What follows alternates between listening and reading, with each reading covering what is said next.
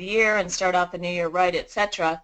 So one of the questions was, well, if we're posting on ApplicantPool and we have screening questions, are we screening out applicants who might be qualified? We know we have a lot of turnover in recruiting and sometimes HR, and maybe those screening questions were set up a couple, years ago, a couple of people ago, whatever the case may be, and they're just there. So we want to make sure that we're taking a look at it for each core.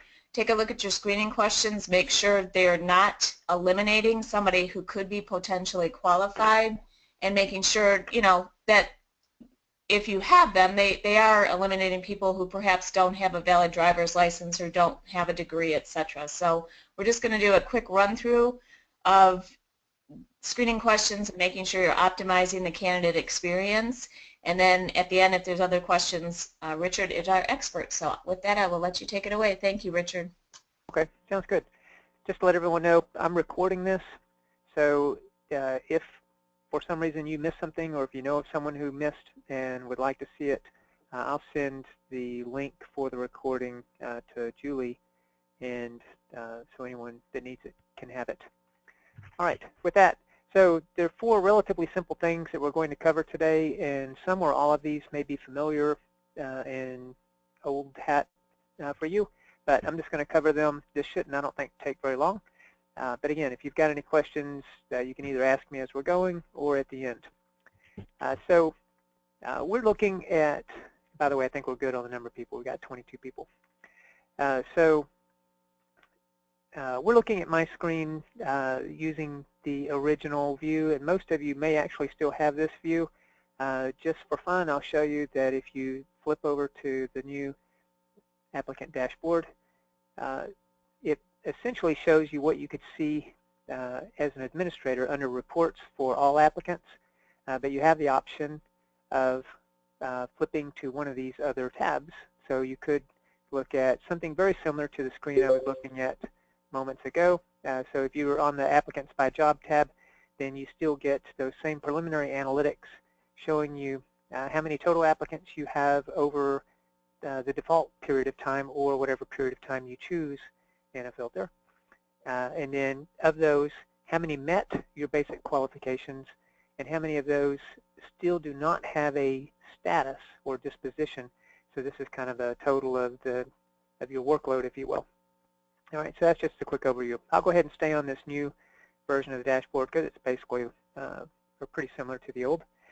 Okay, so I'm going to go into to first look at this one position, because what I want to make sure of is that if you've got a job where you would really like to get more applicants and you've got screening questions, and you may have something like this. So over the past 30 days I've got just 1 applicant, but yours could be much more extreme than that for some jobs, and I certainly have jobs on occasion here that are more extreme. In fact, if I look at this over a broader date range, then you'll see that I've had quite a few applicants screened out by my screening questions. So when you go in, by default, you're only looking at those applicants who meet your basic qualifications. All right, because that's the default filter, is looking at only qualified applicants. I can change that, however, make this a little smaller, to look at either both disqualified and qualified, or just the disqualified applicants if I wish. So I'm just, for grins, going to look at just the disqualified. And you may do this on occasion, is go in and for a job where you really need more applicants, take a look at those that are disqualified. And in fact, you can take it one step further. And you know what? I'm going to go back a screen here. I should know how to do this, but let me go to the old version. So I want to look at my screening question responses when I do this, okay? So I'm going to go in and choose. I've got 2 disqualifier questions, and we'll talk about these more in just a little bit. And I'm going to look at just my applicants who were disqualified to see why they were disqualified. All right, so okay, so here are all the people that the system disqualified. They did not meet my basic qualifications for this listing. Those qualifications in this case are that they have at least a year of experience, and that they can type at a minimum threshold of 40 words per minute or greater with accuracy. All right, so here are the reasons why these people were screened out by the system. And they were automatically given a status of does not meet minimum qualifications by the system. So the note actually tells me that if I hover over it. And so it could be that I determine, you know what, I really don't need them to have a year of experience. So as long as they say that they can type at least 40 words per minute, I'm willing to consider them. So maybe this person, Rachel, I should go in and take a look at the application because I'm going to loosen up the restriction that I had on years of experience. Or maybe you've got some other criteria. Typically, your disqualifying questions are based upon the qualifications you list for the job. And so maybe it's okay. Maybe all these you really would not consider.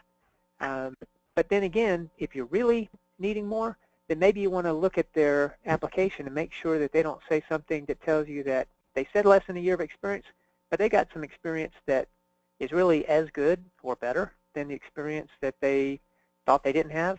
So maybe they are okay, and you should consider them anyway. Okay, so that's point number one that I wanted to make today. This is coming from the conversation that I had earlier with Julie and others, that you're going to want to look at your disqualified applicants and see if they really are disqualified.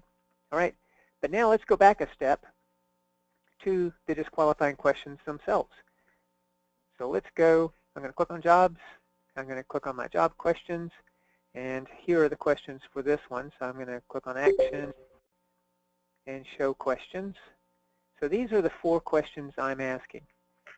And I can tell that the first one and the 4th one are disqualifiers. So if these were your questions, and just having looked at some of your questions, I know that they include, and let's talk specifically even about sales. So for your salespeople, you may have a question that asks if they have a high school diploma or equivalent. If that's truly a disqualifier if they don't have it, and they answer that they don't have it, you could go and check their application just to make sure that they don't indicate that they've actually got a GED or something and it's okay. But if it's a disqualifier, fine. Another question that I've seen on your applications for salespeople, for your job listings rather for salespeople, is do they have a valid driver's license? And maybe that's true in general for salespeople, but maybe there are some sales positions where that's not necessary.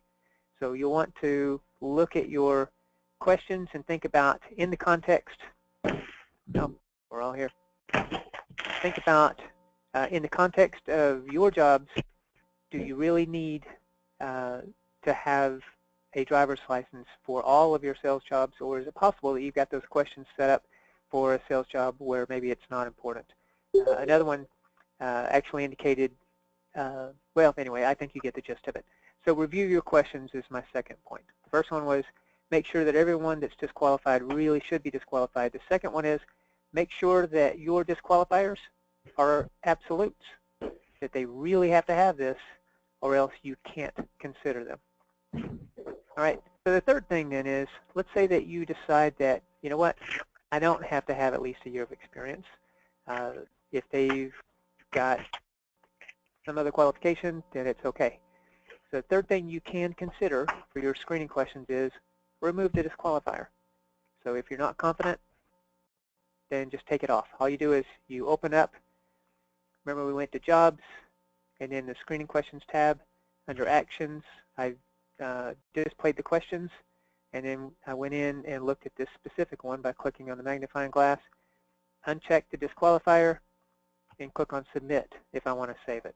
Okay, in this case I'm going to leave mine there. So that would be the third thing, is if you're not convinced that it's absolutely a disqualifier, then uncheck the disqualifier box.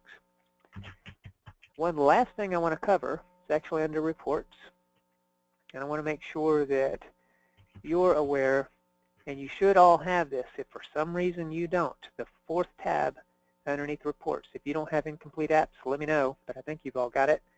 When you click on that, you can see everyone who has applied for a job that did not complete their application for whatever reason. Most of you, if not all of you, have the Indeed Apply set on to where you're not likely to have a lot of disqualified, or I'm sorry, incomplete applications. But you may. And so I want to look,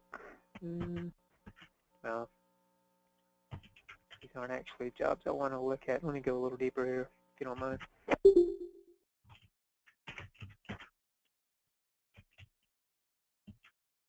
Oh, I can do this too. So you can actually look for a specific job. You can use the filters, or even a combination of jobs if you want it. You can select more than one. Hold down your control key and then click on a second or more jobs. So I'm going to, oops. Oh, here's the deal. I need to select a day. All right, so here are the apps that are incomplete.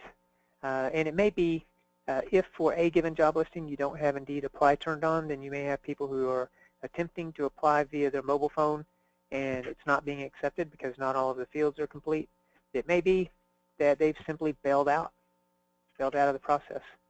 So if I look at Sam Smith, I'm actually looking at an application that Sam probably realizes, actually this is a fake app, but nonetheless, Sam realizes probably that he did not submit it because he came in directly. If it's someone who came in off their mobile phone on Indeed, they may think that they completed the application. So when you look at this, so remember we just clicked on View the application. We're looking at an application that has not been completely submitted yet. It's not a complete app. It's an incomplete app. So you can go down, you can look at their employment history, you can look at the resume, everything else. If it looks to be of interest to you, then you've got a couple of options. You can go underneath Actions, and it's a short, incomplete app set of options, but one option is to just set it to complete and move forward. If you've got enough information to where you're comfortable that you want to move forward with this applicant without even talking to them, just take the next steps, you can set it to complete.